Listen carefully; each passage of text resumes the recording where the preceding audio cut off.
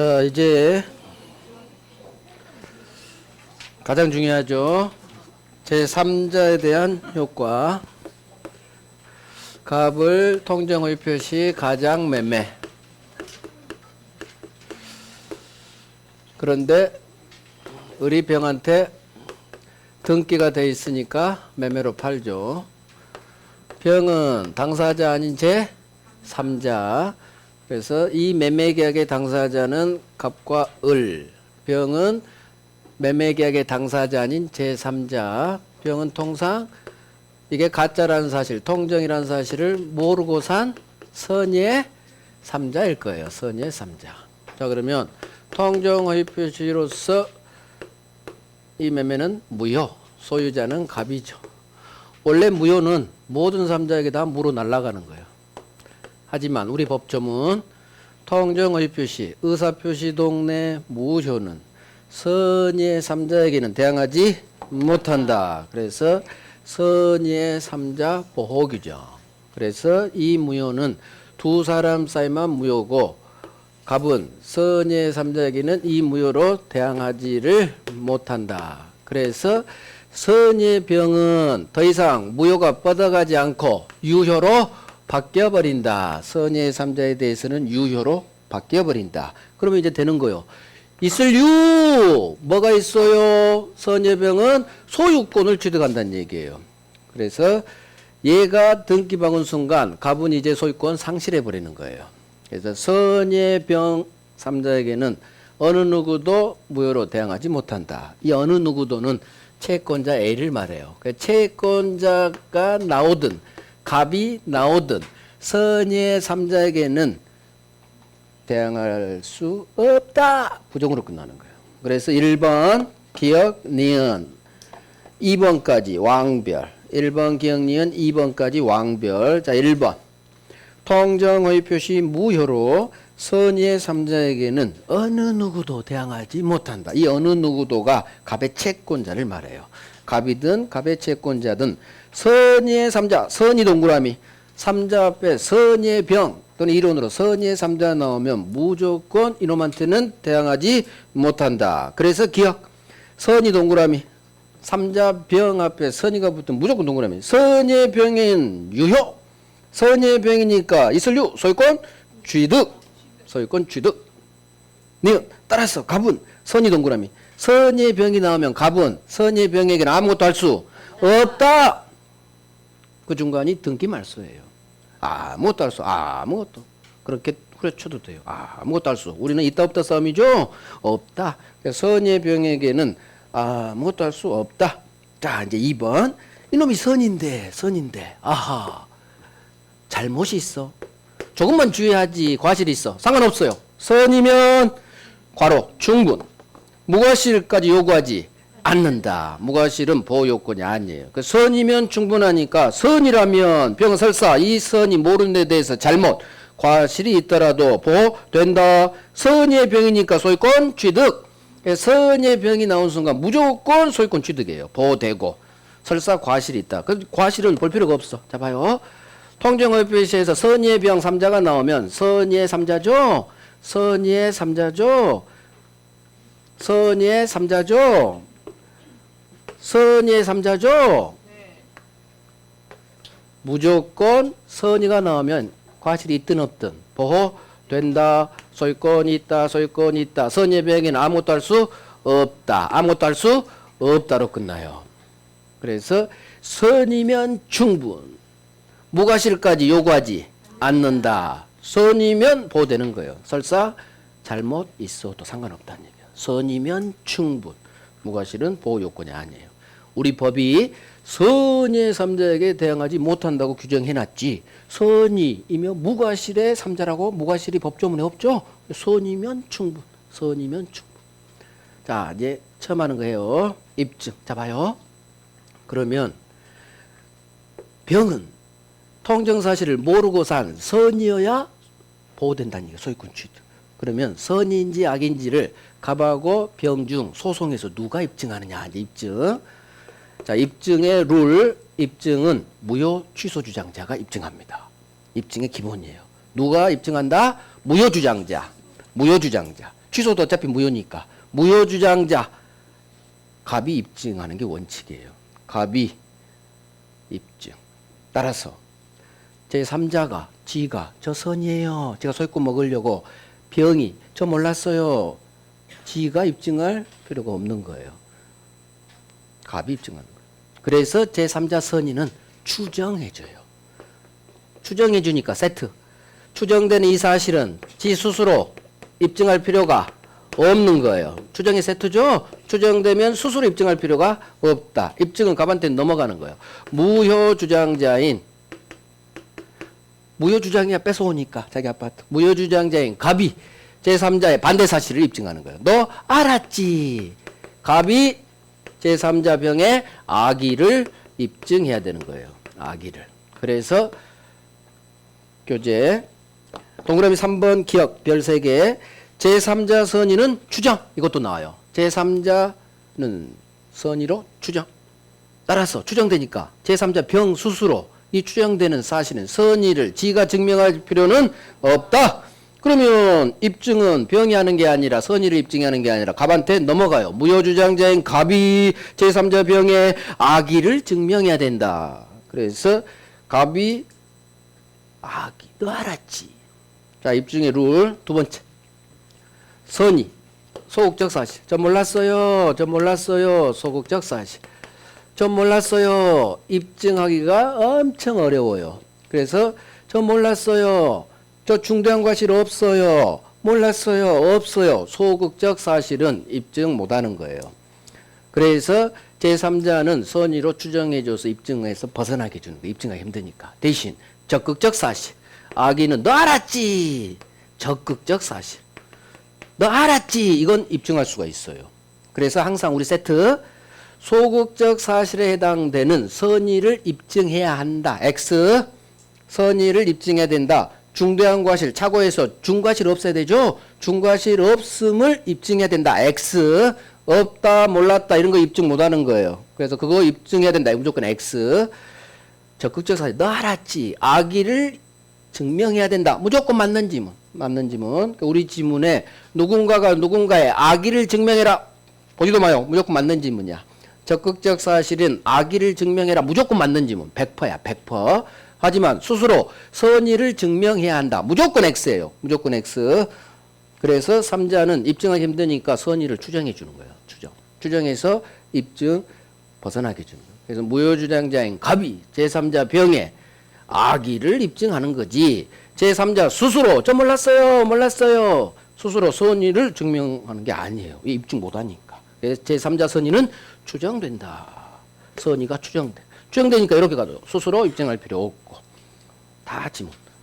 지문 하나, 지문 둘, 지문 셋. 지문 3개가 섞여 있는 거예요. 그래서 입증의 룰. 적극적 사실 너 알았지? 악의를 증명해야 되는 거지. 스스로 저 몰랐어요. 소극적 사실은 입증하는 거 아니에요.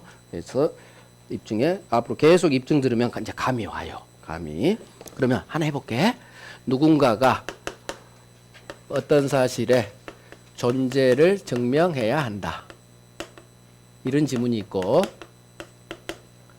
누군가가 부존재를 어떤 사실의 부존재를 증명해야 한다. 둘 중 하나는 O고 하나는 X예요. 어떤 게 X 지문이야? 어떤 게 X 지문이요? 자, 존재를 증명해라. 존재는 있다는 것. 적극적 사실. 맞는 지문. 부존재를 증명해야 된다. 없다는 사실을 부존재인데 어떻게 입증해? 그게 세트예요. 그래서 적극적 사실을 증명해야 된다. 무조건 맞는 지문. 부존재, 존재하지 않는 사실 이거 증명해야 된다. 어떻게 증명해? 없다는 부존재인데. 그래서 이게 소극적 사실. 소극적 사실 증명해야 된다. X. 적극적 사실, 존재를 증명해야 된다. 무조건 맞는 지문이야. 입증 지문이 뜨면 소송법 영역이라 여러분들 되게 어렵거든요. 찍는 룰. 적극적 사실, 존재를 입증해라. 맞는 지문. 없어요. 뭔가가 없어요. 입증해야 된다. 무조건 X 지문. 부존재를 입증해라. 무조건 X 지문. 선의를 입증해라. 무조건 X 지문이에요. 그래서 입증은 소극적 사실, 적극적 사실 감 잡으면 어느 정도 흐름이 보여요. 그래서 앞으로 계속 입증 들으면 알게 돼요. 자, 오케이. 그 다음 4번이죠. 별 3개죠. 선의의 병이 소유권 취득했죠. 그러면 갑은 선의의 병한테는 들이댈 수가 없죠. 자, 갑은 누구를 족친다? 여기 있네. 을을 족친다. 그래서 을에게 아파트값 내놔 할 수 있다. 그 동네구나. 선의의 병에서 나온 지문이에요. 선의의 병이 소유권 먹어버리기 때문에 갑은 이제는 선의의 병한테는 대항할 수가 없고 을을 족친다. 그래서 을에게 부당이득 반환 청구할 수 있다. 손해배상 청구할 수도 있다. 동그라미 있다. 상대방 을에게 동그라미. 그래서 을을 족친다. 을을 족친다. 별 3개죠. 그래서 4번도 별 3개. 자, 악의 3자 갑니다. 악의 3자.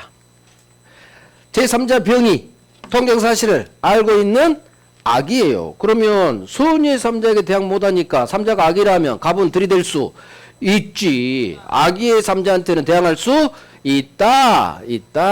선의의 3자에게 갑은 대항 못하는 거고 악의의 3자에게는 대항할 수 있는 거예요. 그래서 여기도 잘 나와요. 1번 별 3개. 을로부터 토지를 양수한 병. 병이 3자죠? 병부터가 3자예요. 갑과 을은 당사자. 병부터가 우리 시험에 나오는 제3자. 그런데 3자 병이 악이야. 이런 통정사실을 알고 산 악이야. 그러면 갑은 악의의 병한테는 들이댈 수 있다. 있다의 동그라미. 중간은 볼 필요 없어요. 서술어. 있다 없다 싸움의 민법은. 그래서 선의의 병 나오면 서술어는 할 수 없다. 없다로 끝나야 되고 악의의 병이 나오면 갑은 들이댈 수 있다. 두기말소 청구할 수 있다. 내 땅 돌려도 반환 청구할 수 있다. 중간 하나도 안 중요해요.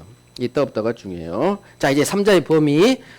3자 선이라면 보호되는 제3자가 되려면 자 봐봐요. 갑을 병이죠. 병이 선이라면 보호되는 3자에 해당하려면 당사자는 아니어야 될 거고 을의 상속인도 아니어야 될 거죠. 당사자 및 포괄승의 상속인 이외의 자로서 통정허위 표시를 기초로 후 새로운 법률상 이해관계를 맺은 자, 이놈이 선이라면 보호되는 3자에 해당하는 거예요. 자, 3자에 해당하려면 여기 봐요. 앞으로 통정허위 표시에서 선이라면 보호되는 악이라면 보호되지 않고 제3자에 해당하는 놈을 모두 골라라 이런 식으로 나와요. 해당하지 않는 놈을 모두 골라라. 박스 문제로. 그러면 통정허위 표시가 갑과 을 사이에 가장 매매가 일어났어요. 그러면 통정허위 표시 가장 매매가 일어나고 그러면 을은 누구라고 한다? 가장 양수인이라고 하는 거예요. 가장 양수인.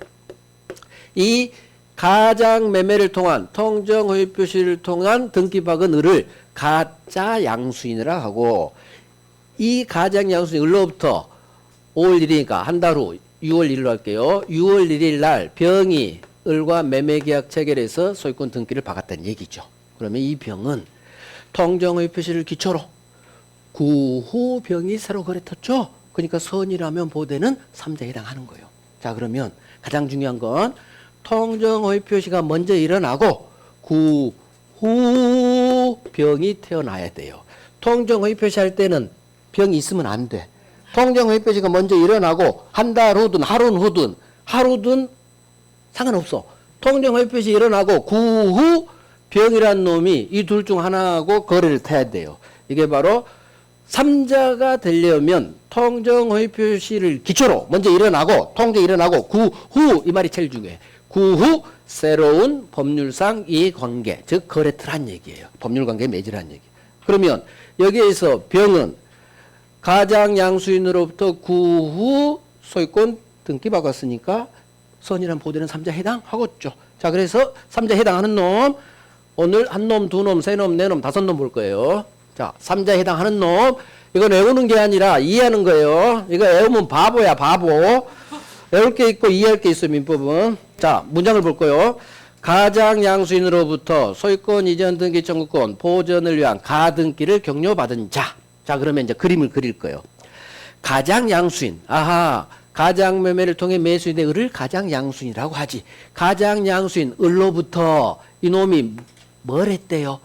소유권, 채권, 보전을 위한 가등기를 박은 놈이에요. 자, 그러면 가장 양수인으로부터 자, 그림을 그릴 거예요.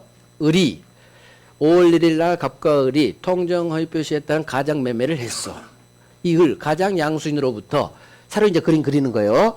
자, 병이 한 달 후 매매를 해요. 그럼 병은 소유권 주세 매수인이 되겠죠? 아니, 등기 받기 전이에요. 이제 등기는 빠졌어. 새로 한 거예요. 소유권 주세요라는 소유권 이전 채권이 있지. 왜? 매매를 통해 병은 매수인이니까. 그러면 병은 소유권 채권 주세요 행사해서 등기 박을 수도 있고, 그 다음 지 채권을 지키기 위해서 이 아파트에 가등기란 걸 박을 수가 있어요. 이게 자기 채권을 보전하기 위한 보전 가등기를 말해요. 그러면 가장 양수인으로부터 통정이 일어났죠. 그래서 가짜라는 말이 태어났죠. 그 후 병이라는 놈이 지 채권 보존을 위해 가등기를 박았지. 그러면 이 병은 가등기 박은 놈은 통정의 표시를 기초로 그 후 한 달 후 태어났죠. 그러니까 선이라면 보대는 3자. 이해됐죠? 이 말이 생략돼 있어. 가장 양수인으로부터 그 후 가등기 박은 놈 3자에 해당하겠지. 왜? 통정의 표시를 기초로 그 후 태어났으니까. 다 두 번째, 가장 양수인으로부터 저당권을 설정받은 자. 그러면 문장을 봐요. 가짜 양수인으로부터, 즉 통정의 표시 가장이 일어났죠. 문장 구조가 똑같죠. 가짜 매매 갑을 일어났고 그 후 병이란 놈이 돈 빌려주고 저당권 박았다는 얘기예요. 그러면 이 놈은 가등기 박은 놈이고 한 달 후 이 놈은 을 아파트에 저당권 박은 놈이에요.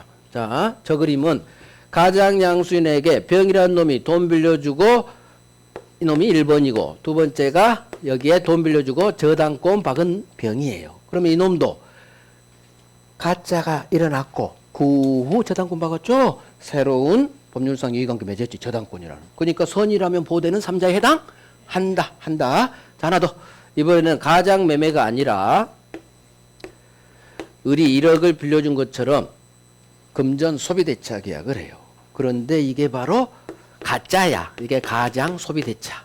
가장 매매가 아니라 뭐다? 가장 소비대차. 돈 빌려주는 금전 소비대차계예요. 그러면 을은 돈을 빌려준 채권자인데, 을이 1억을 빌려준 채권자인데 이놈이 진짜 채권자다? 짜가다. 가장 채권자예요. 즉 가장 소비대차를 통해 채권을 취득같이 보일 뿐이지 실제 채권자가 아닌 가짜 채권이야. 가짜. 그러면 이놈은 가짜 채무자가 되겠죠. 실제 채무 없어요. 통정 무효니까. 자, 통정을 5월 1일 날 어떤 통정 법률 행위를 했느냐. 아까는 매매인데 이번에는 소비대차. 통정 허위 표시를 통한 소비대차. 자, 을이 채권을 취득한 것처럼 계약서를 짜가로 통정으로 작성했다는 얘기예요. 5월 1일. 그러면 저기 봐요. 가장 채권을, 누가 채권자요? 을이죠. 을이 갑에 대해 1억이라는 채권인데 사실은 짜가야. 가장 채권이 태어났죠. 5월 1일. 그 후 병이란 놈이 이 채권을 사요. 병이 매매를 통해 가장 채권을 양수했어. 이게 바로 가장 채권을 산 양수인이에요. 그러면 가짜가 태어났고 한 달 후 이 가장 채권을 병이 샀죠. 문장 구조가 가장 채권을 그 후 양수했네요. 그러니까 통정협이 일어났고 한 달 후 태어났죠. 보대는 3자 선이라면. 하나 더. 을이 가장 채권을 취득해 놨는데 5월 1일 날 그때는 병이 없어요. 그 후 아까는 채권을 매매로 샀지만 이번에는 병이란 놈이 을한테 돈을 빌려줬는데 이 자식이 돈을 안 갚아. 그러면 얘가 채권자고 얘가 채무자예요. 자기 채무자가 돈을 안 갚으면 채무자 재산에 경매를 칠 수가 있어. 근데 이놈이 부동산은 없고 채권이 있는 것처럼 보여. 겉으로 보면 애들은 거의 선이니까 이게 짜가 매매인지 짜가 소비대차인지 알 수가 없잖아요. 그래서 채권이 있는 것처럼 보이니까 아, 너는 쟤한테 1억 받을 돈이 있구나. 이 채권에 압류 가압류를 들어갈 수 있어요. 그래서 이 채권에 가압류를 들어갔거나 채권 가압류 또는 압류가 들어갔다. 그러면 가장 채권을 그 후 채권에 가압류 들어간 놈. 그러면 문장 구조. 통정허위 표시가 일어날 때는 병이 없었죠. 그 후 가장 채권을 양수했든 이 가장 채권에 압류, 가압류가 들어갔든 이놈은 통정허위 표시를 기초로 그 후 태어났으니까 99% 선이라겠죠. 가짜 매매 몰라요. 가짜 소비대차 몰라요. 그래서 선이라면 보되는 삼자예요. 문장 구조가 다르죠? 그래서 으로부터 구후 가등기 박았네요. 으로부터 구후 이 말을 넣어서 읽어요. 여기 구후 저당권 박았네요. 가짜 채권이 태어났고 여기 구후 가짜 채권을 양수했네요. 문장 두 개를 하나 합쳐낸 거예요. 가짜 채권이 태어났고 가짜 채권을 구후 감유했네요. 그러니까 통정 가짜가 일어나고 구후 가등기를 박았든 저당권을 박았든 채권을 양수했든 이 채권에 감유 들어갔든 다 나중에 태어났죠. 그러니까 선이라면 보되는 삼자에 해당한다. 여기서 갈매기만 그릴 수 있습니다. 이 문장을 이해하면 돼요. 가장 양수인으로부터 구후 끼룩끼룩 구후 가장 양수인으로부터 구후 가짜 채권을 구후. 그럼 구후란 말이 성립하면 삼자에 해당하는 거예요. 선이라면 보되고 악이라면 보았네. 삼자에 해당. 자, 하나 더. 가짜 채권자가 파산했어요. 그때 파산 관제인이 보되는 선이라면 보되는 삼자냐 아니냐. 자, 한번 찾아봐. 먼저 가짜를 동그라미 해야 돼. 가장 채권이 일어났죠? 가짜 채권이 일어났죠? 그런데 구후 이놈이 가짜 채권을 취득했는데 한 달 후 파산했어. 이놈이 파산했대. 구후 이 파산한 을을 위해서 법원이 파산 관제인을 선임해요. 병을. 자, 그러면 파산 관제인은 언제 태어났어요? 가짜 채권이 태어났고 구후 파산했고 구후 관제인이 선임됐죠. 그러니까 통정의 표시 가짜 채권이 먼저 일어나고 구후 선임됐죠. 그러니까 오른쪽에 배치되면 선이라면 보되는 삼자에 해당하는 거예요. 결국 가짜 양수, 가짜 채권이 태어났고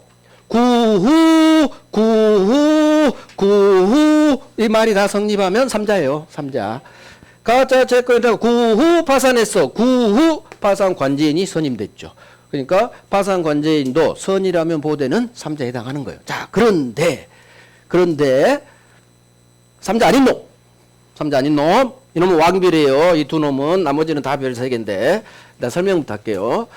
자, 대일이란 말이 나오고 제3자를 위한 계약이란 말이 나와요. 자, 그러면 자, 일단 여기까지 정리할게요. 3자의 범위 동그라미 1번 별 3개, 양가로 3번에 동그라미 1번 별 3개. 선이라면 보호되는 제3자가 되기 위해서는 당사자는 갑과 을이죠. 통정허위 표시한 당사자는 당연히 제외해야 되겠고 을의 상속인도 제외해야 되겠죠. 당사자 및 포괄승계인 이외의자로서 통정허위 표시를 기초로 구후 동그라미, 통정허위 표시를 기초로 밑줄 구후 동그라미, 구후 새로운 법률상 이해관계를 맺은 놈. 그래서 통정이 일어나고 구후 태어나란 얘기예요. 거래트란 얘기예요. 자, 3자에 해당하는 경우 1번 기억 2번 별 3개 1번 문장을 이해하면 돼요. 가장 양수인으로부터. 그러면 가짜 양수 일어났죠. 가짜 매매가 구후 이놈이 가등기를 박았구나. 가짜가 일어나고 이놈으로부터 구후 말 되죠. 그러니까 나중에 태어났으니까 삼자 선이란 보된 삼자 기억. 가장 양수인으로부터 저당권을 설정받은 자. 그러면 가장 양수가 먼저 태어났고 구후 병이 저당권 박았죠. 삼자. 2번 가장 채권을 양수한 자, 가장 채권을 감유한 자. 그럼 가장 채권이 먼저 통정이 일어났죠. 구후 이 채권을 샀네요. 이 채권에 압류 감유 들어갔네요. 그러니까 통정의 표시 가짜 채권을 구후 양수 구후 감유. 자, 기억도 볼게. 가장 전세권부 채권을 감유한 자. 그러면 가장 채권만 보는 거야. 가장 전세권부는 볼 필요도 없어. 가장 채권이 태어났고 가장 채권을 구후 감유했죠. 그러니까 구후란 말이 들어가니까 3자 다음 페이지. 자, 3번 돼버릴게. 3번 별 3개. 가장 채무를 보증하고 그 보증 채무를 이행한 보증인. 자, 어디 동그라미 해야 돼? 가장 채무가 태어났죠. 가장 채무를 구후 보증한 놈이네. 그러니까 가장 채권을 양수했던 가장 채무를 구후 채무를 그 다음에 기록이 들어가야 돼. 갈매기가. 가짜 채무가 일어났죠. 구후 보증한 보증인이요. 그러니까 통정의 표시 가짜 채무가 일어났고 구후 보증했구나. 너는 나중에 태어났으니까 선이라는 보호되는 3자에 해당. 또 4번 돼버릴게. 가장 전세권에 대하여 저당권을 취득한 자. 그러면 가장 전세권을 먼저 보는 거야. 가짜를. 가장 전세권 먼저 태어났죠. 에 대해란 말은 국어죠. 가장 전세권이 태어나고 그 후 여기에 대해 저당권 박은 놈. 결국 으로부터 가짜에 대하여 이런 문장이 나와요. 그러면 그 뒷문장이 그 후란 말이 생략돼 있어요. 자, 5번 별 3개. 가장 채권자가 파산한 경우 그 파산 관제인. 자, 가짜 채권이 태어났죠. 먼저 통제 일어났어. 그 후 이놈이 한 달 후 파산했어. 그 한 달 후 파산 관제인이 선임됐죠. 따라서 파산 관제인은 가짜 채권이 태어난 후 나중에 태어났죠. 그러니까 파산 관제인도 선이라면 보호되는 3자에 해당하는 거예요. 그러면 지금부터 본 1번부터 5번은 문장 구조가 다시 한번 볼게요. 이건 외우는 게 아니라겠어요. 자, 으로부터 가짜 채권자 먼저 다 태어났죠. 가짜가 태어났어. 그로부터 그 후 가등기 박았어. 이놈으로부터 가짜로부터 그 후 저당권 박았어. 가짜 채권이 태어나고 그 후 양수했어. 가짜 채권이 태어나고 그 후 감류했어. 가짜 채권이 태어나고 그 후 파산 관제인이 선임됐죠. 갈매기가 다 그려져요. 그러니까 이놈들이 선이라면 보호되는 3자에 해당한다. 하지만 자, 3자 아닌 놈 지금 두 놈 할 거예요. 여기가 왕별이에요. 자, 대일이란 말이 나오고 3자를 위한 계약이 나온다겠어요. 자, 이놈이 정답 질문이에요. 자, 대리 그림을 그려볼게요. 갑소유 아파트를 을에게 숙권하죠. 그러면 을은 대리인. 자, 대리인이 갑 아파트를 병하고 파는 매매 계약을 해요. 자, 대리 그림은 대리인이 계약은 하지만 이 계약의 당사자는 본인, 상대방, 병이죠. 이게 대리 그림이죠. 그러면 이 대리인은 숙권했으니까 유권, 대리권이 있죠. 그런데 문제는 이 대리인이 병하고 이 매매가 갈 때 통정을 했다는 얘기예요. 통정 허위 표시. 가짜 매매를 한 거예요. 그럴 수 있겠죠. 을 마음이니까. 그러면 5월 1일 날 대리인의 통정 허위 표시 계약을 병하고 한 거예요. 그때 본인 갑이 통정 허위 표시니까 선이라면 보호되는 3자냐? 선이라면 보호되는 3자냐? 결론 3자? 아니에요. 자, 왜 그러느냐? 자, 봐요. 대리인이 5월 1일 날 계약 상대방 병하고 통정 허위 표시 짜가 매매 계약서 쓸 때 계약서에 본인이 있어요, 없어요? 본인이 있어, 없어? 대리인양 계약에 본인이 있어요, 없어? 지금 제가 대리 계약은 본인이 필수 요소요, 필수 요소. 지금 통정할 때 병이 있어, 없어? 자, 여기는 봐요. 갑과 을이 통정 매매든 통정 소비대차든 할 때 병이 있어, 없어? 5월 1일 날 없잖아. 근데 대리인이 매매 계약할 때 본인이 제가 그렸어요, 안 그렸어요? 그렸잖아. 만약 대리에서 본인이 선이라는 부분에 3자에 해당하려면 대리인 그림 그릴 때 갑이 없어야 돼. 여기서 갑이 나와야 돼, 본인이. 근데 대리는 본인이 나중에 나올 수가 없어요. 왜? 나는 갑 대리인 을로 계약서 쓸 거 아니에요. 단지 이게 통정일 뿐이지. 결국 대리라는 법률행위에서 본인은 이 대리의 필수 요소란 얘기예요. 그래서 단어가 대리인이 통정 허위 표시 매매 계약을 했죠. 여기에서 본인이 나오는 거예요. 으로부터 을이에요. 에 대하여로 나와서 에서로 나왔어요. 에서로 나왔죠. 대리에서 본인은 대리인이 통정할 때 계약서의 필수 요소예요. 나는 갑대리인 을로 너한테 계약할 거야. 하지만 우리 통정 허위 표시로 짜가치자, 이 이야기예요. 그러면 대리인이 통정할 때 5월 1일 통정할 때 나는 갑대리인 을인데 대리인으로서 계약하는데 다만 통정으로 한 거예요. 본인이 대리인이 통정 허위 표시한 후 한 달 후 태어난 게 아니요. 이미 같은 날 존재하죠. 그러니까 대리에서 본인은 선이라면 보된 3자가 아닌 거예요. 하나 더. 3자를 위한 계약을 통정 허위 표시에 했대요. 자, 그러면 3자를 위한 계약은 요약자, 낙약자, 수익자. 3자죠. 요낙수. 이게 3자를 위한 계약 그림이에요. 요약자, 낙약자, 수익자. 갑과 을이 매매 계약을 하지만 매수인으로 하여금 매매 대금을 당사자인 제3자에게 주기로 하는 계약. 자, 그러면 갑과 을이 매매 계약하면서 병을 위한 계약을 했죠. 그런데 이 매매를 5월 1일 날 통정 허위 표시를 한 거예요.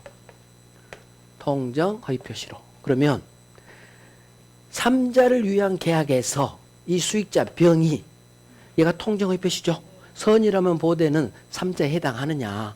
그러면 3자를 위한 계약 5일 날 통정했죠. 그러면 항상 3자가 되려면 통정하는 날, 이 날짜에 병이 있으면 안 된다고. 이놈이 있으면 안 된다고. 나중에 쫙 오른쪽에서 태어났죠. 그 후 태어나야 돼. 근데 3자를 위한 계약에서 수익자는 반드시 존재하지. 통정한 계약서 쓸 때 병한테 존재, 단지 이게 가짜란 얘기요.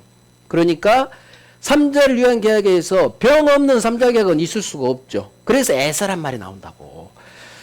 3자를 위한 계약을 설사 통정의 표시를 했다고 하더라도 여기 3자 계약에서 수익자는 통정의 표시를 기초로 그 후 태어난 놈이 아니라 통정 허위 표시한 그날 이미 존재한다. 그날 존재한다. 대리에서 본인도 그날 존재한다. 그래서 단어가 으로부터 을 구후란 말이 나오지 않고 에서가 나오는 거예요. 에서. 대리에서 본인은 필수 요소. 3자 계약에서 수익자도 필수 요소가 되는 거예요. 그래서 통정이 일어나고 그 후 본인이 태어나는 게 아니라 그 후 병이 태어나는 게 아니라 통정하는 그날 존재할 수밖에 없는 이 대리 3자 계약의 필수 요소니까 통정 허위 표시를 기초로 그 후 태어난 놈이 아니라니. 이해됐죠? 네. 이해됐어. 자, 그래서 1번, 2번 3자 아닌 놈. 1번, 2번 왕별 대리인의 통정 허위 표시에서 본인. 그러면 대리인이 통정했죠. 그럼 머릿속 그려봐. 갑을병 대리 그리면 이거요. 갑을병 본인 대리인 상대방. 근데 대리인이 병하고 매매 계약할 때 통정했다는 얘기죠. 여기에서 본인은 계약서 쓸 때 있다고. 그러니까 대리에서 본인은 통정 허위 표시 일어나고 그 후 태어난 놈이 아니라 통정 허위 표시 이날 이미 존재하지. 그러니까 3자 아니다. 동그라미 2번. 통정 허위 표시에 체결된 제3자를 위한 계약에서 수익자.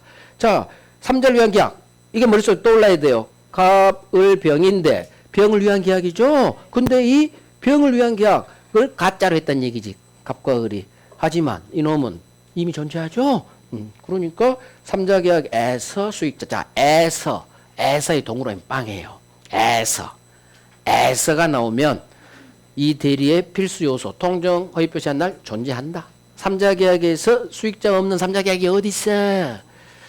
본인 없는 대리 계약이 어디 있어? 그죠? 그러니까 통정 허위 표시한 날 이미 존재해요. 통정 허위 표시를 기초로 그 후 태어난 놈이 아니다. 그럼 하나 더 해버려. 동그라미 3번 왕별. 자, 채권의 가장양도에서 채무자. 자, 이놈이 선이라면 보호되는 3자냐 아니냐. 어디에 동그라미 할 거예요? 에서. 채권 양도에서 채무자도 필수 요소예요. 채권을 팔 때 누구에 대한 채무를 파는지가 계약서에 나와야지. 그래 채권 산 놈이 그놈한테 나중에 돈 달라고 하는 거지. 그래서 에서. 근데 무조건 에서로 많이 나오지만 에서를 의로 살짝 또 바꿔요. 그러니까 이 세 가지 계약 일단 3번은 제하고 1번, 2번 대리라는 법률 행위에서 본인은 필수 요소다. 반드시 그 날짜 통정허위표시 존재한다. 그래서 그 후 태어난 놈이 아니다. 3자 아니다. 3자 계약에서 수익자도 필수 요소다. 그래서 통정허위표시 일어난 이미 그날 존재할 수밖에 없는 놈들이다. 그 세 놈이 바로 대리에서 본인, 3자 계약에서 수익자, 채권 양도할 때도 누구에 대한 채권을 파는지 채무자가 계약서에 박혀 있어요. 채권 양도에서 채무자 다 필수 요소다. 대리에서 본인, 3자 계약에서 수익자, 채권 양도에서 채무자 다 필수 요소. 필수 요소니까 통정 허위 표시 가짜, 통정 나왔죠. 통정 가짜가 붙었죠. 이날 여기에서 본인, 여기에서 수익자, 가장 양도에서 채무자죠. 이미 통정허위 표시한 그날 이 계약서에 박혀 있다는 얘기예요. 통정허위 표시를 기초로 그 후 태어난 놈이 아니다. 그래서 1, 2, 3번 왕별할 거예요. 오케이. 자, 이제 차고 갑니다. 차고. 자, 차고. 표시상의 차고가 있고 동기의 차고가 있어요. 그러면 지금까지 한 통정허위 표시 별 3개 있죠. 그것만 해도 그 다음 은닉행이라는 게 있죠. 왼쪽 4번에. 이거 왕별할 거요. 근데 5월에 할 거예요. 5월. 은닉행이 되게 잘 나와요. 이건 오래 할 거고 먼저 예습하지 말아요. 오늘 한 거 복습해요. 욕심 부리지 말아요. 한 것만 제발 좀 습득해 놔요. 욕심 부리지 마. 이게 잘 되면 이제 5월달에 은닉이 하면 그것만 이제 잡으면 통증이 완성되는 거예요. 지금 하면은 진도 문제도 있고 좀 은닉행위는 물권법 한번 해야 돼요. 등기 파트. 그래서 지금 안 하는 거예요. 자, 차고 유형 오른쪽에 있네요. 표시상의 착오가 있고 동기의 착오라는 게 있죠. 자, 표시상의 착오 제가 얘기했죠. 공 하나 빠뜨린 사건. 표시를 잘못했죠. 지 마음은 5개 8 생각이었는데 공 하나 빠뜨려서 5차. 의사와 표시가 일치하지 않죠. 언밸런스니까 이게 표시를 잘못했다. 표시를 잘못한 표시상의 착오. 이게 전형적인 불일치 착오예요. 그런데 시험은 공 하나 빠뜨렸다 절대 안 나오고 이게 나와요. 서명 날인. 서명을 잘못해요. 사인을 잘못해. 매매 계약서에 사인할 생각이었는데 계약서, 매매 계약서에 서명 날인 사인할 생각이었는데 어디에다 내가 사인해버렸다. 연대보증 서류에 서명한 거예요. 나는 매매 계약서에 사인할 생각했는데 연대보증, 아이고 여기 사인한 거예요. 난리 난 거예요. 이게 내 의사는 부동산 매매 계약이에요. 표시는 연대보증, 의사와 표시가 불일치? 일치하지 않죠? 이게 표시, 사인을 잘못한 거예요. 앞으로 서명 날인을 잘못했다. 서명 날인 사인이죠? 특히 연대보증 서류 항상 우리는 사인해요. 대부분 판례가 이거라. 그래서 연대보증 서류에 사인 나왔다면 무조건 표시상의 착오예요. 표시상의 착오. 의사 표시가 일치하지 않아요. 나중에 5월달에 이제 대부분 판례로 그때 연결시킬 거예요. 그래서 사인 잘못하면 서명 날인을 잘못하면 무슨 착오?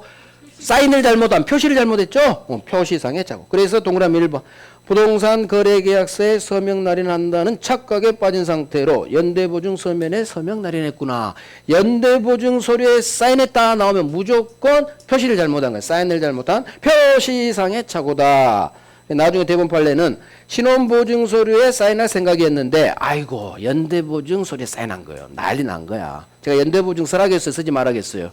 쓰지 마. 근데 써버렸지. 이게 표시, 사인을 잘못한 표시상의 착오. 자, 동기착오. 내가 땅을 샀죠. 토지를 매수. 왜 샀느냐? 집 지으려고. 건축 목적. 그런데 이 땅이 있는 지역이 그린벨트야. 개발이 안 돼. 그래서 법상 제한으로 건축 허가가 안 나와서 건축이 불가능하죠. 마음속 동기죠. 건축 목적. 마음속 동기에 착오가 있는 거죠. 집 지으려고 샀는데 집이 안 지어지죠. 이게 내 마음속 동기, 마음속 동기. 자, 동기는 내 마음속. 원칙, 법률행위 아니죠? 취소 못해. 하지만 내 마음속 동기가 상대방에게 표시됐다. 표시란 두 글자 뜨면 이제는 동기착오가 있더라도 표시됐다면 수멸도 부상. 동기착오 취소할 수 있습니다. 자, 이제 이 두 개가 별석이에요. 내 마음속 동기가 저는 집 지으려고 사는 거예요. 갑한테 표시가 됐다면 이제는 마음속 영역에서 수면위로 부상. 그래서 이 동계 착오를 이유로 표시됐다면 취소할 수 있다. 자, 이거 대본 판례 이거 장난쳐요. 표시되면 충분. 표시되면 충분. 내 마음속 동기를 의사표시 내용 또는 법률행위 내용으로 하자는 갑과의 상대방과의 합의까지 있을 필요는 없어요. 그대로 외워요. 표시되면 충분하지 갑하고 합의까지 할 필요는 없는 거예요. 그냥 저 집 지으려고 사는 거예요. 표시되면 충분. 갑하고 합의까지 볼 필요는 없다는 얘기지. 그래 너 내 땅 사서 건물 지어. 합의까지 될 필요는 없어. 그래서 그대로 외워요. 표시되면 충분. 합의까지 있을 필요는 없다. 자, 하나가 더 나와요. 상대방에 의해 유발된 동기착오예요. 맨 밑에 4번 별 3개. 상대방으로부터 유발된 동기착오는 내 마음속 동기가 상대방에 표시되지 않았더라도 무조건 착오 취소할 수 있다. 착오 취소가 되니까 중요 부분 착오될 수 있다. 긍정으로 끝나요. 자, 무슨 말일까요? 상대방이 내 동기 착오를 유발했대. 자, 유발의 동그라미 하는 거예요. 내 동기 착오를 상대방이 유발했대. 느낌 가져봐요. 갑이 을! 너 땅 사러 지금 돌아다닌다며? 내 땅 사. 집 지으려고 땅 사려고 돌아다닌다며? 내 땅 사. 근데 개발 제한 금지요. 상대방이 내 동기 착오를 유발했죠. 그러면 상대방은 내 동기를 안다는 거지. 따라서 이런 경우에는 내 마음속 동기가 상대방한테 표시되지 않았더라도 무조건 착오 취소할 수 있다. 중요 부분 착오될 수 있다. 그래서 유발이라는 두 글자가 뜨면 무조건 가요. 착오 취소할 수 있다. 표시가 됐든 안 됐든. 왜? 상대방이 내 동기의 착오를 유발했잖아. 그 얘기는 상대방이 내 마음속 동기를 안다는 얘기지. 유발까지 시켰고. 그래서 표시가 안 됐더라도 무조건 착오 취소할 수 있다. 중요 부분 착오될 수 있다. 자, 그러면 동기 착오는 기억. 4번 위에 기억 별 3개. 동기의 착오를 이유로 법률행위를 취소하기 위해서 각각의 당사자 이 동기를 마음속 동기를 의사표시 내용을 하자는 합의까지 있을 필요는 없다. 그래서 괄호 내 마음속 동기가 상대방에게 표시되면 충분, 합의까지는 필요 없어. 이렇게 오는 거예요. 표시되면 충분, 합의까지는 필요 없어. 동기착오는 이 기억하고 4번이 나와요. 기억하고 4번. 두 개를 외우는 거예요. 내 마음속 동기가 상대방에 표시되면 충분한 거지. 합의까지, 상대방 합의까지 있을 필요는 없다. 외우시고. 그런데 상대방이 내 동기착오를 유발했다고 상대방이 나쁜 놈이네. 내 동기착오 유발했죠? 그럼 상대방이 안다는 얘기지.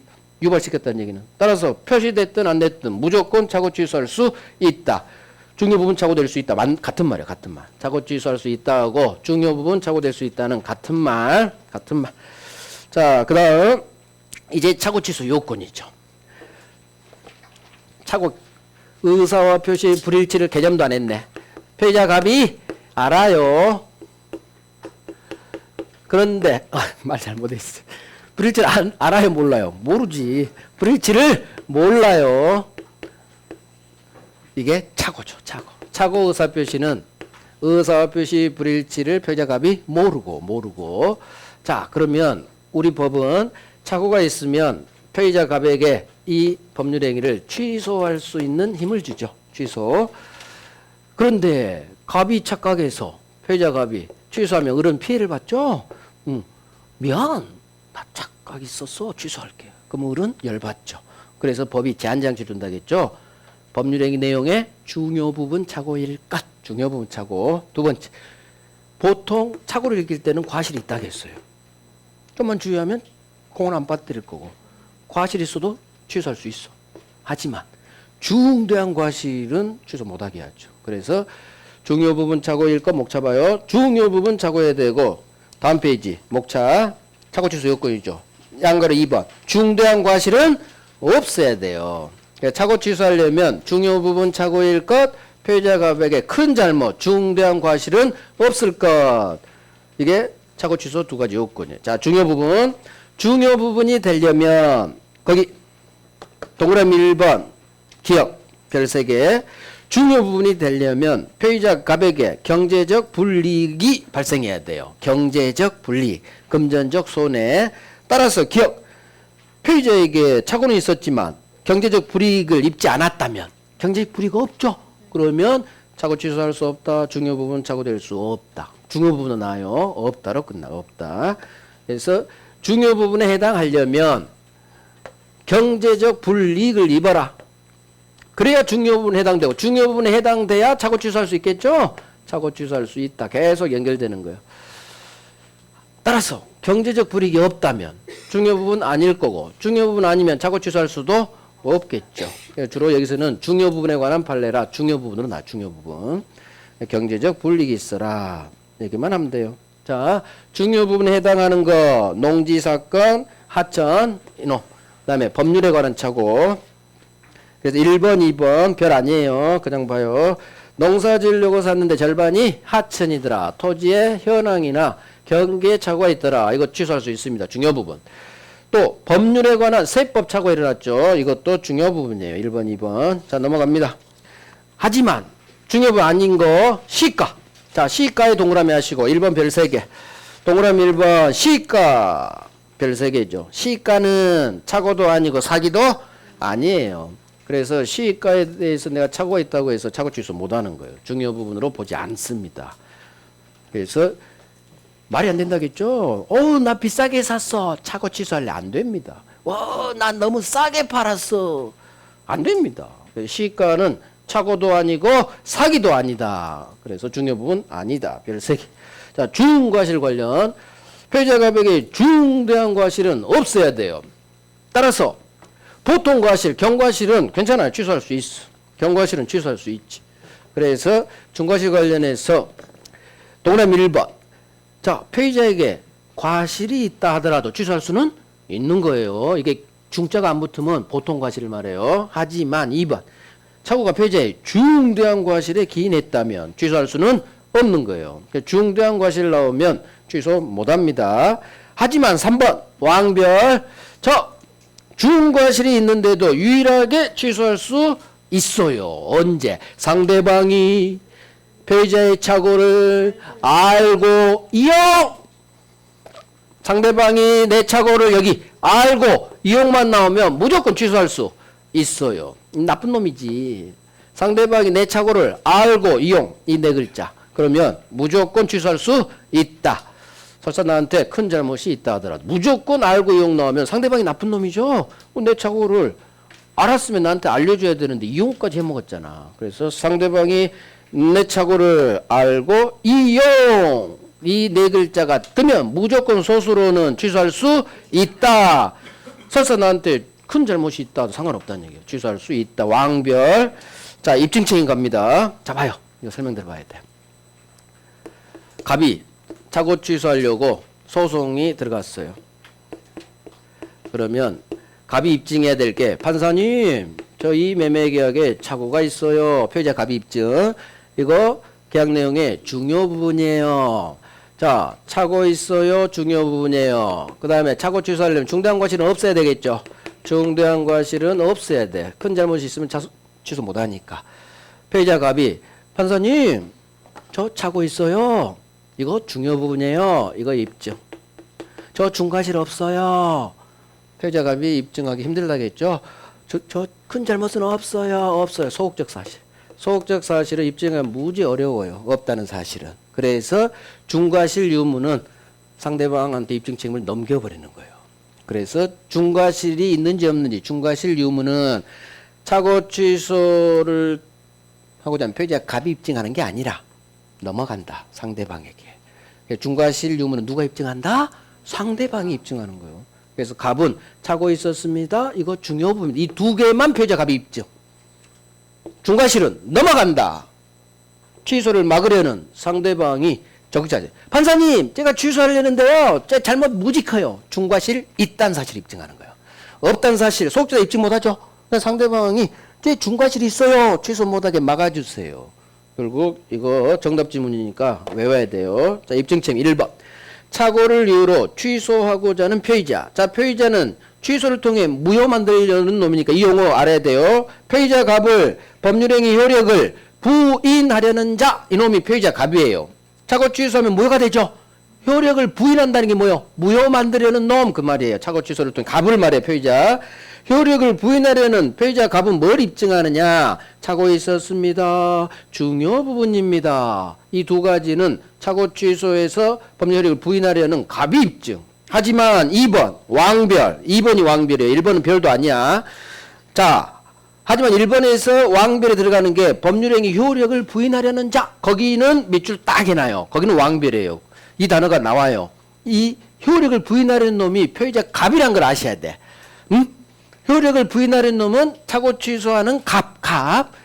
자, 동그라미 2번. 피해자의 중대한 과실 유무는 갑 입증 못한다겠죠? 중과실 없어요. 따라서 이거 상대방한테 넘어가요. 그래서 중과실 유무는 피해자 갑의 착오 취소를 저지해서 취소를 막으려는 유효 주장자인 상대방이 증명해라. 상대방이 증명해라. 원래 입증은 누가 한다겠어요? 무효 취소 주장자가 하는 거예요. 이건 예외야. 예외. 왜? 없다는 사실 입증 못하니까. 소극적 사실. 그래서 유효 주장자인 취소를 막으려는 의리 입증을 해야 되는 거예요. 외워야 돼요. 중과실 유무는 취소를 막으려는 상대방 의리 입증해야 된다. 을은 취소를 막으려는 유효 주장자다. 효력을 부인하려는 갑이 중과실 유무를 입증하는 게 아니다. 여기까지 알아야 돼요. 여기까지. 되게 어려워요. 입증이 원래 어려워. 그래서 지금은 조금 힘들더라도 나중에 해도 돼요. 이거 나중에 해도 돼, 입증은. 워낙 중요해서 제가 지금 할 뿐이에요. 그래서 자 다시 값을 누구라고 한다? 표의자가 착오를 취소하죠. 취소하면 무효가 되겠죠. 값이 취소를 통한 무효주장자. 이 무효를 우리 시험에서 법률행위 효력을 부인하려는 자 이렇게 나온다고. 아이고 무효가 같은 말이야 같은 말. 법률행위 효력을 취소해서 부정 무효 처리하는 자, 법률행위 효력을 부인하려는 자 이놈이 무효 취소해서 무효를 만드는 갑을 말해요. 갑. 그러면 피의자 갑은 판사님 저 차고 있었어요. 이거 중요 부분이에요. 이 둘만 입증. 그럼 차고 취소 요건인 중단과실 없을 것. 이건 부인하려는 갑이 입증하는 게 아니라 을한테 넘어간다는 거. 왜? 입증 못하니까 속죄가. 그래서 중과실 유무는 취소를 막아서 유효를 계속 유지하려는 유효주장자인 상대방 을이 입증해라. 을이. 중과실 유무는 상대방이 입증해 외워야 돼요. 중과실 유무는 피의자 갑 효력을 부인하는 이놈 알아야 돼요. 이걸 몰라버리면 또 문제를 못 맞춰버려. 가장 중요한 건 효력을 부인하려는 자가 갑이라는 거. 착오 취소하고 전 갑이라는 거. 피의자 갑이라는 거. 중과실은 효력을 부인하려는 갑이 입증하는 게 아니다.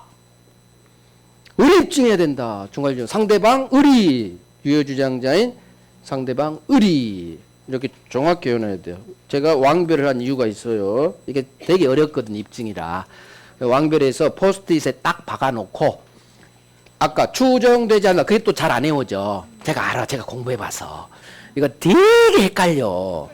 계속 틀려. 그러니까 아까 추정되지 않는다 그거하고 특히 이놈 중과실 유무는 효력을 부인하려는 피의자 갑이 아니라 유효주장자인 상대방 을이 입증해라 이렇게 외워버려야 돼요. 포스트에 딱 해놔서 화장실에 붙여 안방에 붙여 침대 머리맡에 하루에 한 번씩 봐봐. 상대방이 입증. 일단 이를 얘기했죠. 왜 피의자 갑이 중과실 입증을 하지 않느냐? 못한다니까. 저 중과실 없어요. 소극적 사실이죠.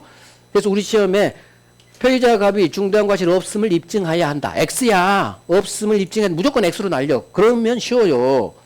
근데 상대방이 입증해라. 부인하려는 자가 입증해. 이게 이제 어려운 지문에 속해요. 그래서 이 두 개를 통째로 하셔야 돼요. 같이. 효력을 부인하려는 자는 피의자, 착오 취소하려는 갑이다. 효력을 부인하려는 갑이 중과실을 입증하는 게 아니다. 중과실은 상대방 유효주장자인 취소를 막으려는 유효주장자인 상대방 을이 입증해라. 요렇게 할 거예요. 오늘은 여기까지 하겠네. 2시가 돼버렸어. 자, 오늘은 여기까지 하고요. 효과하고 사기강부학 이제 다음 주, 다음 주 대리까지 이제 갈 거고. 자, 프린트는 어떤 용도로 쓰시느냐? 프린트는 1월 달에 없이 오늘 추가된 내용이 있죠.